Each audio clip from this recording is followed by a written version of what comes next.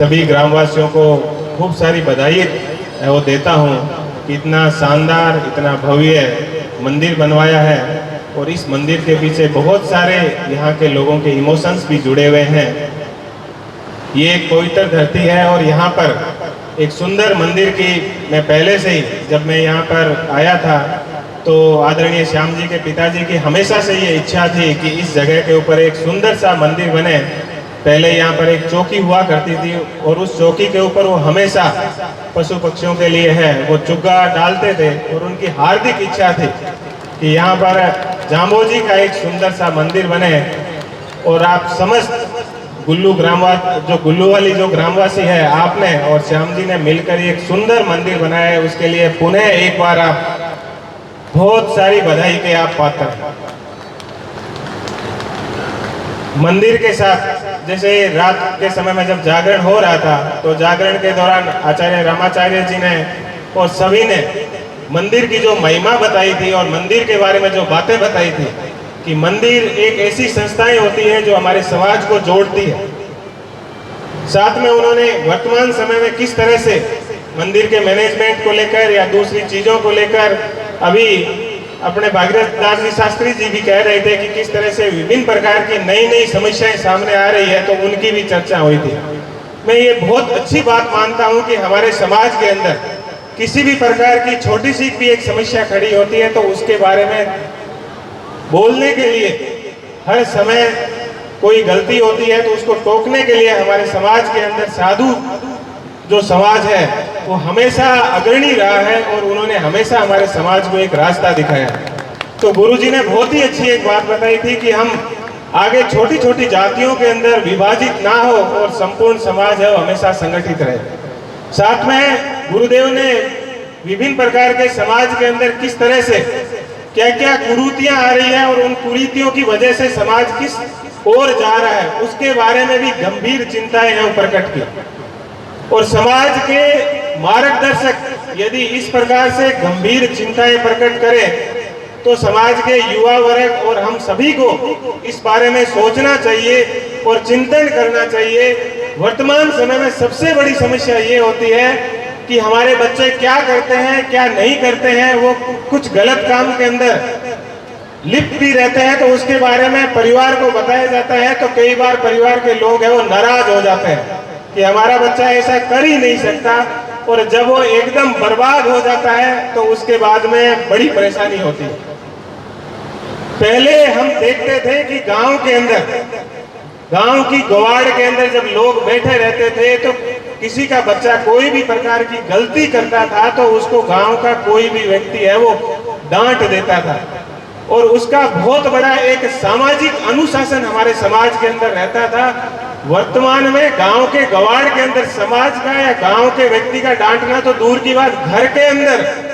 यदि किसी ने किसी के बच्चे को या दूसरे को कह दिया तो एक बहुत बड़ा लड़ाई झगड़े के अंदर तब्दील हो जाता है। और उसी वजह से हमारे समाज के अंदर और हमारे बच्चों के अंदर जो एक अनुशासन की कमी आई है और उस अनुशासन की कमी की वजह से समाज जिस तरह से गर्त के अंदर जाने की ओर अग्रसर है उसके लिए हम सबके सामने चिंता की बात है। गुरुदेव ने नशे की बात बताई, नशे के साथ में गुरुदेव को एक बात और मैं बताना चाहूंगा कि ना सिर्फ समाज नशे के अंदर गर्त में जा रहा है बल्कि समाज जो मोबाइल के ऊपर ऑनलाइन जो गेमिंग है उसके अंदर भी बहुत सारे हमारे बच्चे हैं वो बर्बाद हो रहे हैं। सबको लगता है कि वो ऑनलाइन जुआ खेल के या मोबाइल के अंदर जुआ खेल के या मोबाइल के अंदर कुछ करके वो धनवान बन जाएंगे। आप हमेशा से ध्यान रखना कि आज तक कोई व्यक्ति कभी भी जुआ खेल के और धनवान नहीं बना है या धनवान बना है तो वो उसकी अगली पीढ़ी धनवान नहीं रही है। ये मैं गारंटी के साथ कह सकता हूं एक पुलिस अधिकारी होने के नाते कि हमारे समाज का जो युवा वर्ग है वो जिस तरह से ऑनलाइन जुए के अंदर वर्तमान में संलिप्त है वो पूरे समाज के लिए चिंता का विषय है। और उसके अंदर हमारे समाज के छोटे छोटे बच्चे जो 10वीं क्लास के अंदर पढ़ते हैं, 11वीं में पढ़ते हैं, 12वीं में पढ़ते हैं, बहुत सारे परिवार को पता ही नहीं है। वो शाम होते ही पूरे दिन वो मोबाइल चलाते रहते हैं। उनके आप मोबाइल कभी आपको टाइम मिलेगा आप देखना उसके मोबाइल के अंदर 10 ऐप हो गए ऐसे डाउनलोड किए हुए जिसके ऊपर वो जुआ खेलते हैं।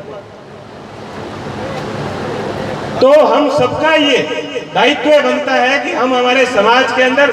जैसे गुरुदेव ने बताया कि समाज की सोचे ही ना, कम से कम अपने बच्चों की ही सोच ले। हमारे जो बच्चे हैं वो क्या कर रहे हैं, उनकी संगति किनके साथ है, वो कहाँ उठते हैं, कहाँ बैठते हैं,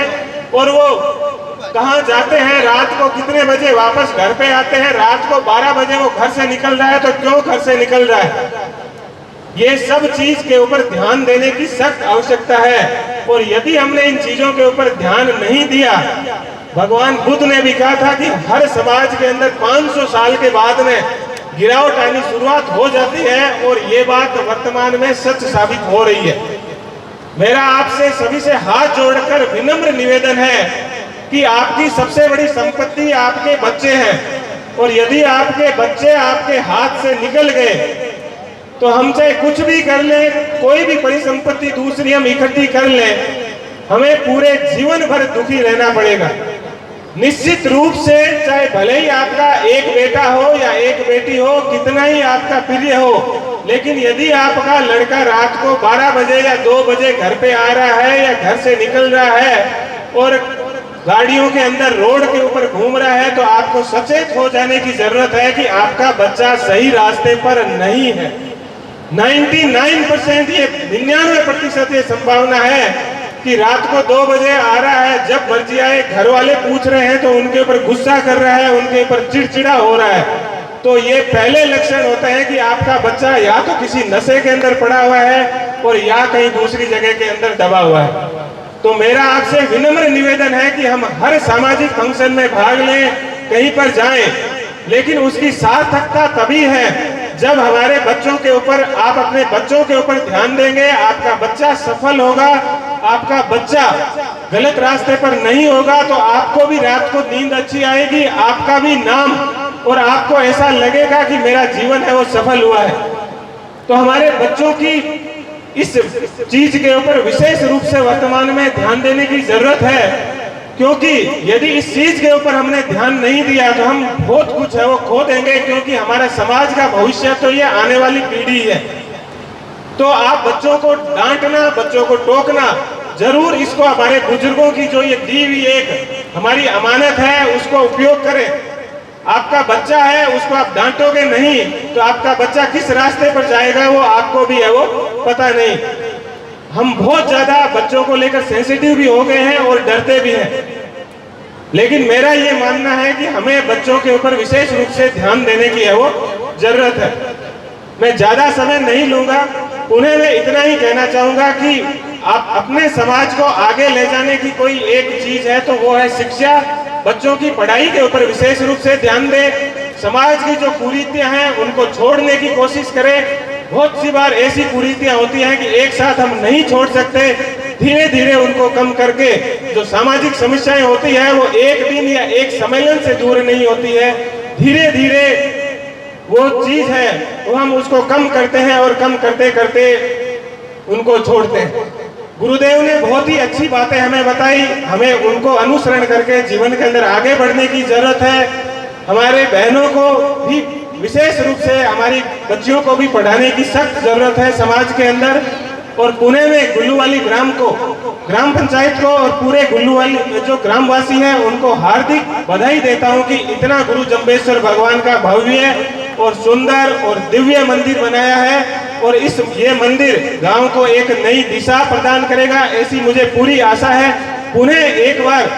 रात को इतना भव्य और सुंदर जागरण लगा, गुरुदेव ने बहुत अच्छी अच्छी साखियां हमें वो सुनाई, उसके लिए पुणे साधु समाज का बहुत बहुत धन्यवाद। और आपने इतना, गुल्लूवाली जो ग्रामवासी है उनको भी मैं खूब धन्यवाद दूंगा कि